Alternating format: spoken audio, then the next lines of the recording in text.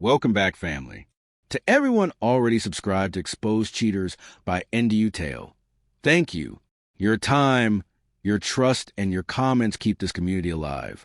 As you listen, share your thoughts, feelings, and lessons below so we can learn together. Settle in.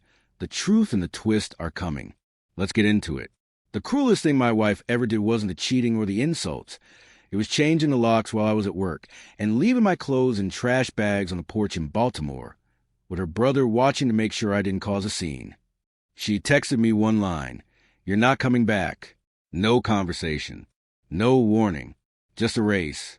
I stood there in my work boots, neighbors pretending not to stare, realizing I had just been evicted from my own life by the person who once swore to protect me. She said I'd been bluffing about leaving. She was wrong, but not in the way she expected. Here's how it happened.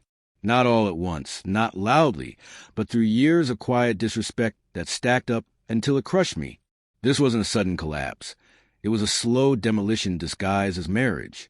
By the time she locked me out, she'd already rewritten our story to make me the villain and herself the victim. Everyone believed her because she spoke confidently and never hesitated. I hesitated all the time. That difference mattered. What no one saw was the planning I'd done in silence, the paperwork I'd sign alone, or the truth I stopped explaining when I realized no one was listening anyway.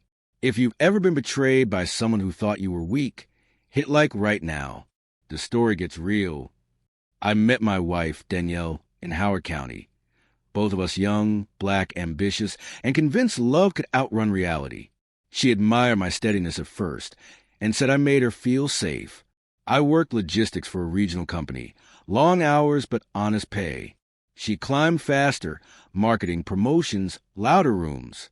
Somewhere along the way, safety became boring to her. She started correcting me in public, joking about my salary at cookouts, rolling her eyes when I spoke. I told myself it was stressful.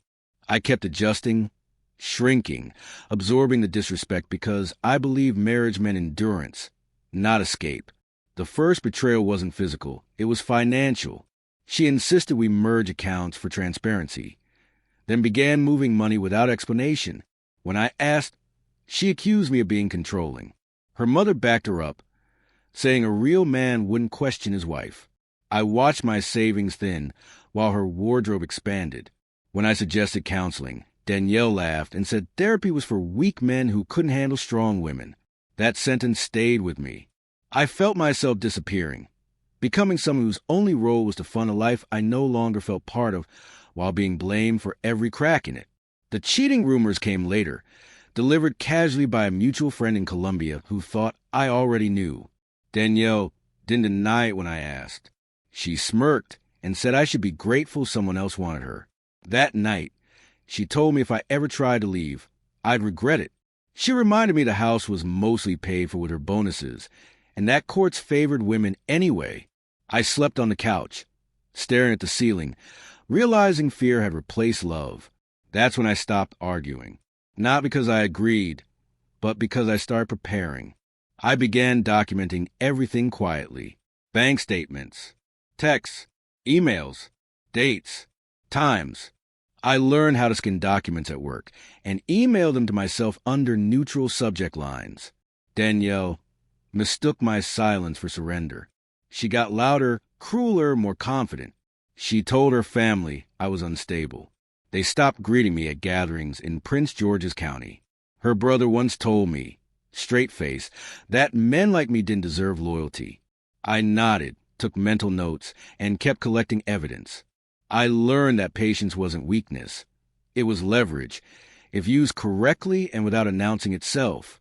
The night she forced me out started with an argument she manufactured. She accused me of spying, of plotting, of wasting her time. I came home from work to find my key didn't work.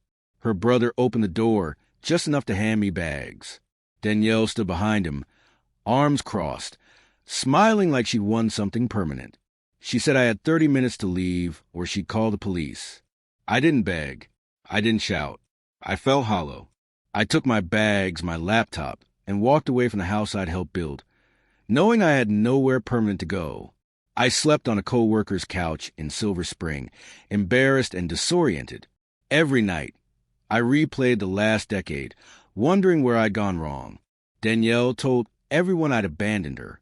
She posted pictures online, smiling, captions about choosing herself. Friends stopped answering my calls. Even my own cousin suggested I apologize just to get back inside the house. I felt erased from my own community. But beneath the shame, something steadier grew. I knew the truth. I had proof. And weeks before she locked me out, I'd already filed for divorce in downtown Baltimore. Filing those papers was the hardest thing I'd ever done. I sat in my car afterward, hands shaking, wondering if I'd just destroyed my life. I didn't tell anyone, not even the co-worker whose couch I slept on. I needed the silence. Danielle thought my quiet meant fear. She told people I was bluffing, that I'd crawl back once reality hit. Reality did hit, just not for me. For months, I lived small. I saved aggressively. I ate cheaply. I worked extra shifts. I stayed invisible. Healing wasn't dramatic. It was disciplined, lonely, and painfully slow. Danielle showed no remorse. Not once. Every message from her was an accusation or a threat. She refused mediation, certain she'd win. She underestimated how paper trails work. The court uncovered the hidden debt, the forged signature, and the accounts she thought were untraceable. The house became a liability instead of a trophy. When the judge ordered it sold, she stared in disbelief. She still didn't apologize. She blamed me for ruining her future. I listened silently through my lawyer. Vindication didn't feel like joy. It felt like relief, like finally being believed by someone who mattered. While her life constricted, mine quietly expanded. I accepted a job offer in Northern Virginia. Better pay, less chaos. I moved into a modest apartment with clean lines and no raised voices. I bought furniture slowly, deliberately. Nothing extravagant, just peace. I stopped flinching when my phone buzzed. I slept through the night for the first time in years. Success didn't announce itself. It whispered. Danielle, meanwhile, downsized into an apartment she hated, surrounded by the same people who'd encouraged her cruelty, and disappeared once the consequences arrived. The last time I saw her was at a distance, outside a courthouse. She looked smaller, not humbled, just irritated. When she noticed me, her face tightened. No apology came, only bitterness. She muttered that I thought I was better than her now. I didn't respond. I didn't need to. Karma hadn't changed her. It didn't need to. It only needed to reveal the truth. I walked away, knowing my victory wasn't her loss. It was my freedom. I rebuilt privately, deliberately, and without witnesses. That was the part she never saw coming. After the divorce finalized, I focused on rebuilding routines, not revenge.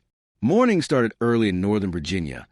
Quiet coffee, gym sessions, and long drives without arguments echoing. I relearned how to exist without bracing for criticism. Therapy came privately, paid in cash, no announcements.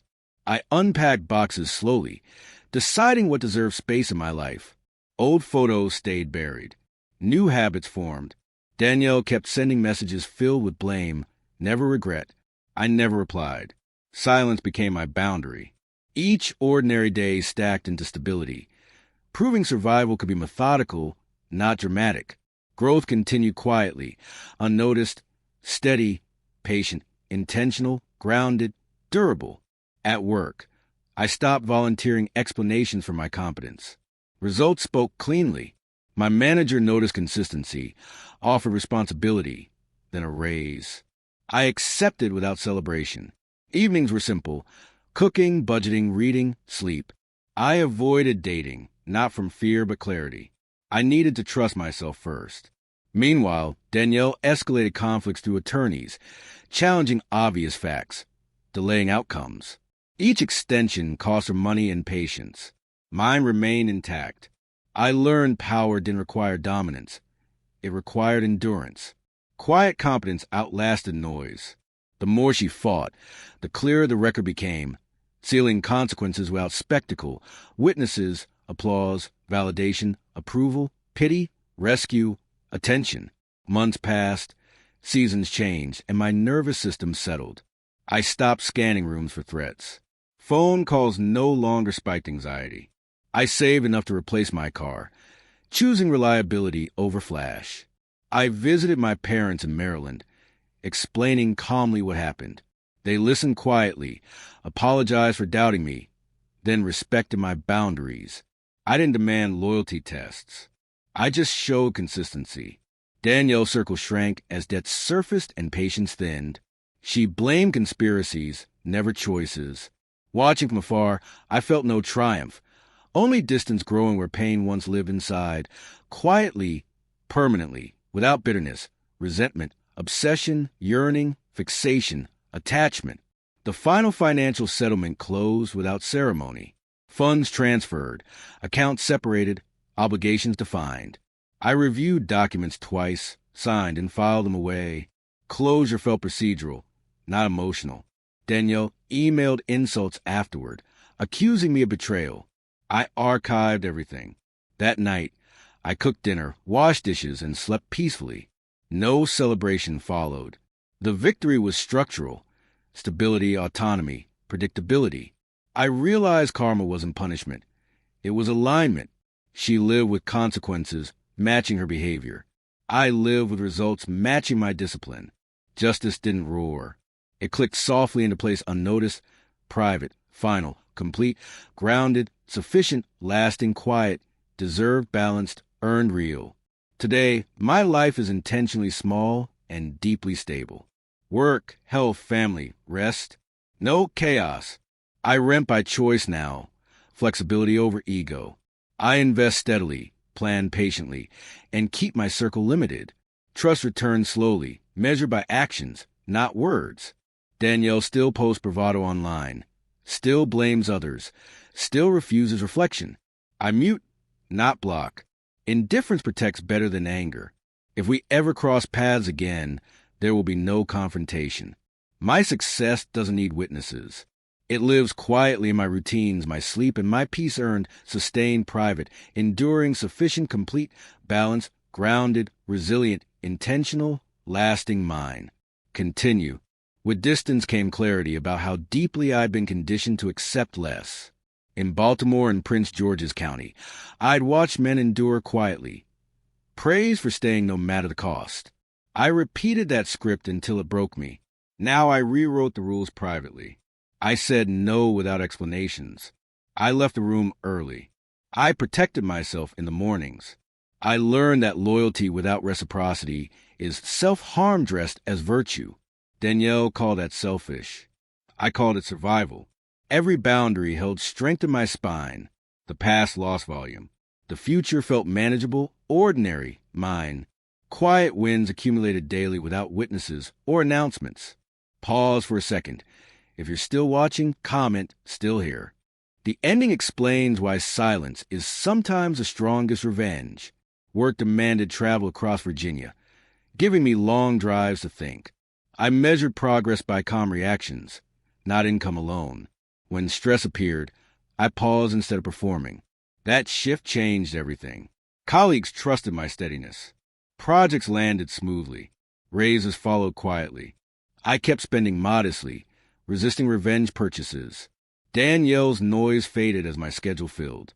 I volunteered anonymously, donated discreetly, and stayed out of gossip. Healing wasn't dramatic. It was repetitive. Each day repeated competence, sleep, movement, and restraint. Consistency built credibility. Credibility built security. Security built peace. I refuse to gamble with relationships, money, time, or respect alone. Occasionally memories surfaced, sharp and unsolicited.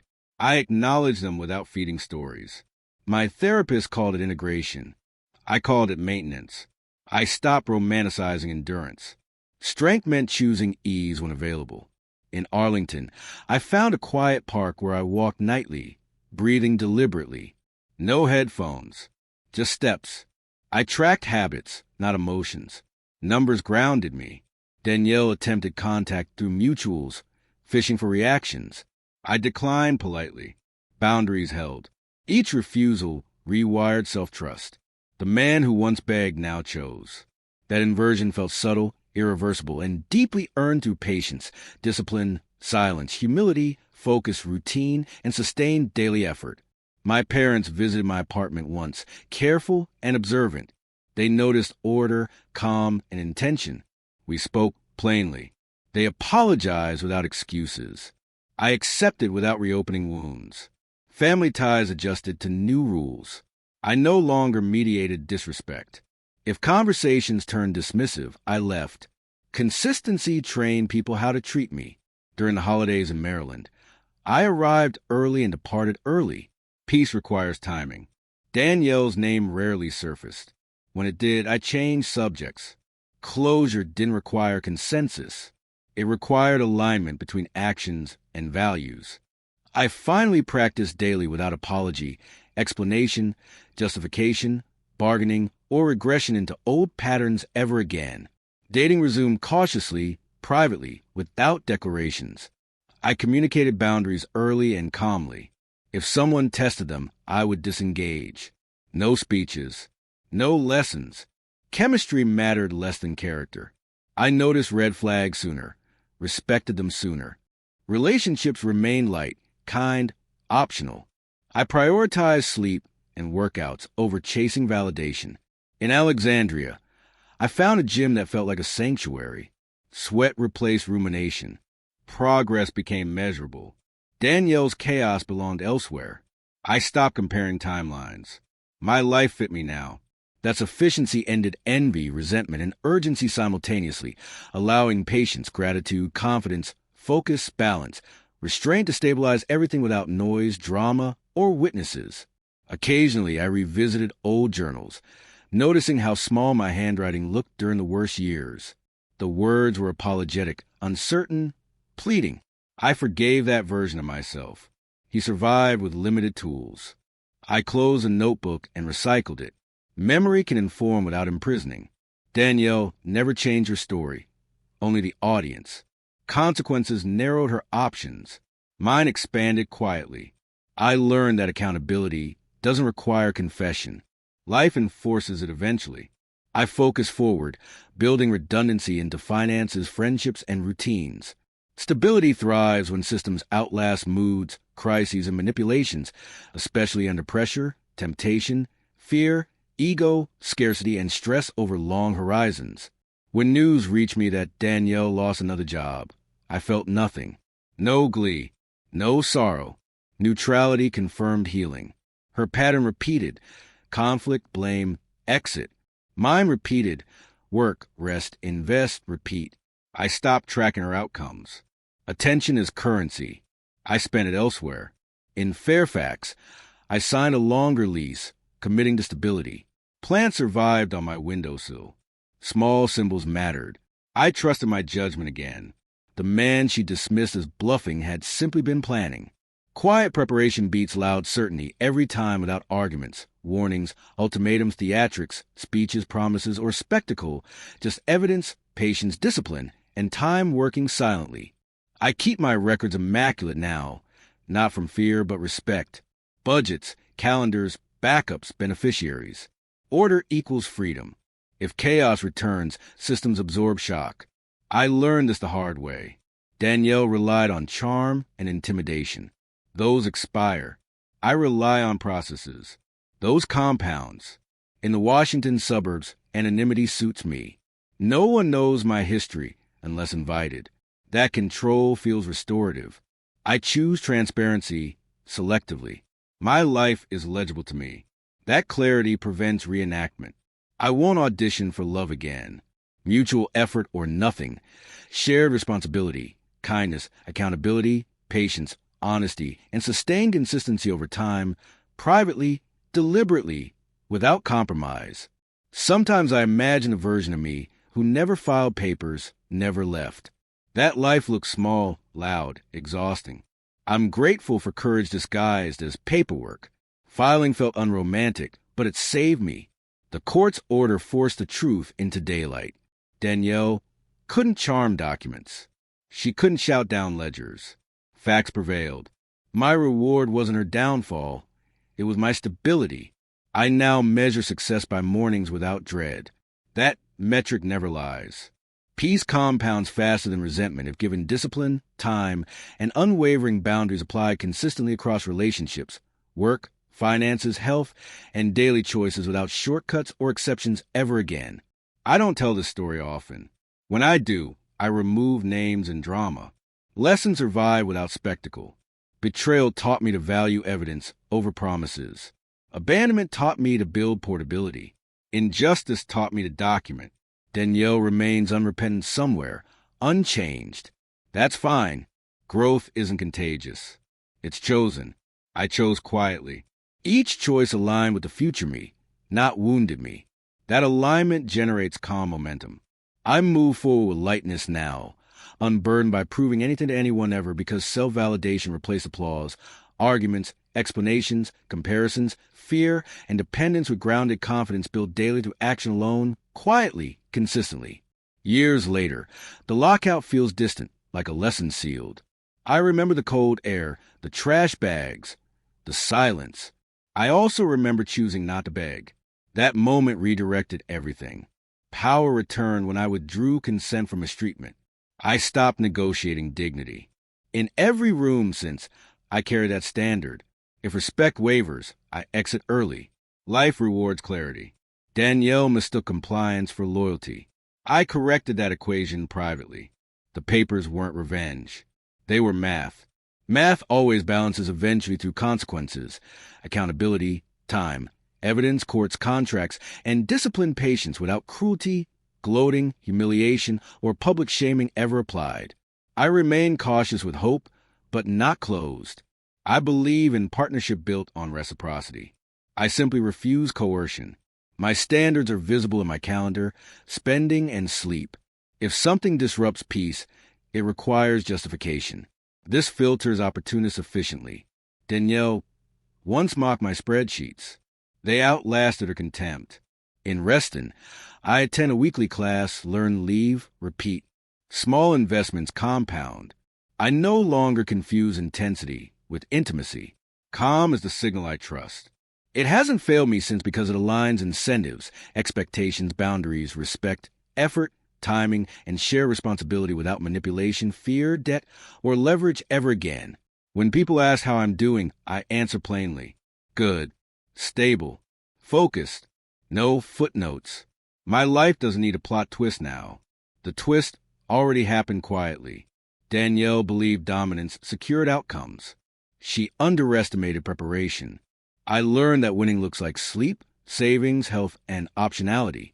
I keep receipts and return kindness. If conflict arises, I choose exit over escalation. That choice preserves energy. The house she weaponized taught me portability. Home is wherever peace holds. I carry it daily without boasting, bitterness, obsession, revenge fantasies, validation seeking, or noise, just quiet maintenance, intention, discipline, gratitude, and boundaries working reliably. I've learned to spot bluffing now. It sounds loud and absolute. Real leverage whispers. Danielle shouted certainty. I signed documents. She rallied allies. I assembled evidence. She mocked patience. I practiced it. Outcomes followed accordingly. This pattern repeats everywhere. I teach it to myself daily. Speak less. Prepare more. Move when ready. That formula applies beyond marriage. Careers, finances, health. Quiet work compounds. I trust the process because I lived it. The papers were filed long before the locks changed. Timing matters, especially when emotions run high and power appears uneven. But discipline restores balance eventually without cruelty or shortcuts. I keep my circle small and my promises smaller. Reliability beats charisma. When I commit, I deliver. When I don't, I decline early. This prevents resentment. Danielle thrived on ambiguity. I thrive on clarity. In Loudoun County, weekends are quiet. Groceries, laundry, planning. Boring is beautiful. Drama costs interest. Peace pays dividends. I invest accordingly. The man forced out his home learned to build homes internally. Locks can change. Standards shouldn't. Mine didn't. They matured. That difference changed everything. By anchoring identity to values, not approval, fear, money, or control from partners, families, systems, or crowds seeking dominance externally. Time continues forward without commentary. I age into myself comfortably. Lessons integrate. I no longer narrate progress. I live it. Danielle remains a chapter, not a theme. Her refusal to reflect froze her growth. Mine accelerated through humility. I accept mistakes quickly now. I correct the course faster. That agility protects peace. In everyday choices, I select the option with fewer complications. Simplicity compounds. I don't chase closure from others. I close loops myself through action. The past stays filed. The future stays flexible because preparation, patience, and boundaries make adaptability possible without chaos, ego, denial, or performative forgiveness ever required. I once feared starting over. Now I value restarting correctly. Foundations matter more than appearances. Danielle curated optics. I curated systems. Optics faded. Systems endured. This applies universally. If something requires me to shrink, it's incompatible. I learned that lesson on a porch with trash bags. It hurt enough to teach permanently. I don't repeat the pain to learn again. Wisdom saves time. In every negotiation now, I ask one question. Does this expand peace? If not, I pass without debate, justification, persuasion, bargaining, guilt, fear, or hope that compromise will transform disrespect into safety over time reliably. It never does. I don't wish Danielle harm. I wish for her honesty. She never chose it. Consequences chose her instead. My life didn't improve because she suffered. It improved because I stopped tolerating suffering. That distinction matters. I didn't win against her. I was excited at losing the game. Now I play different games entirely. Ones with clear rules. Ones with mutual respect. Ones where walking away remains allowed. That freedom keeps me honest. I protect it carefully. Peace isn't fragile when boundaries are firm. It's resilient, renewable, and quietly powerful through consistency, courage, restraint, humility, foresight, patience, and discipline applied daily without exception ever. If someone reads this looking for fireworks, they'll be disappointed. The ending is quiet by design. I woke up rested. I worked steadily. I returned home peacefully. That's the reward.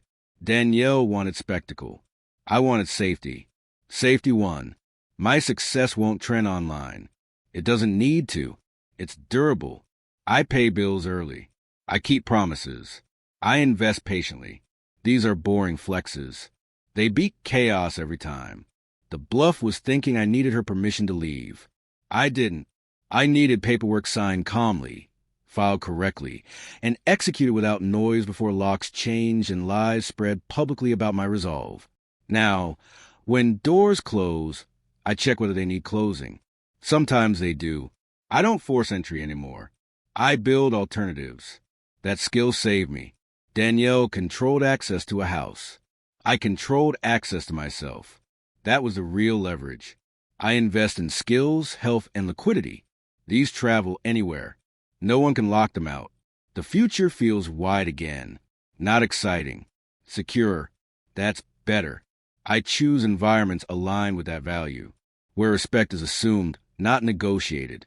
Where calm is currency. I'm rich in it. Earned through discipline, boundaries, patience, foresight, humility, and work done quietly daily. The story doesn't end with forgiveness or reconciliation. It ends with separation and stability. That's enough. I don't seek closure. I seek aligned actions. My calendar reflects that. My bank account reflects that. My sleep reflects that. Danielle can keep her certainty. I'll keep my systems. When people ask what happened, I say we wanted different lives. That's true. I wanted peace. She wanted control. Peace scales. Control collapses. The difference becomes obvious over time. Mine already has. I'm content letting that be the final word without debate, defense, revision, justification, bitterness, or lingering attachment to outdated narratives ever. I stand as proof that quiet exits can be powerful. You don't need applause to be right. You need preparation. When I was locked out, it felt like a loss. It was leverage activating. The papers waited patiently. The system responded predictably. Danielle never apologized. She didn't have to. Consequences spoke. I listened and adjusted. My life improved incrementally, then measurably. That arc is available to anyone willing to choose patience over performance. Leave loudly if you want. I left correctly. That mattered more because correctness compounds while noise decays under scrutiny with time, evidence, records, and systems supporting truth eventually. This is where I stop explaining. The man was forced out, rebuilt inwardly, then outwardly. He didn't announce growth. He practiced it. He didn't seek remorse. He secured stability. Karma arrived as math, not magic. The locks changed. The paper stood. Outcomes followed. I live quietly now, successful by my own metrics. No speeches, no trophies, just mornings without dread and evenings without conflict. That's the ending. She thought I was bluffing. I wasn't. I was finished negotiating. I'd already decided.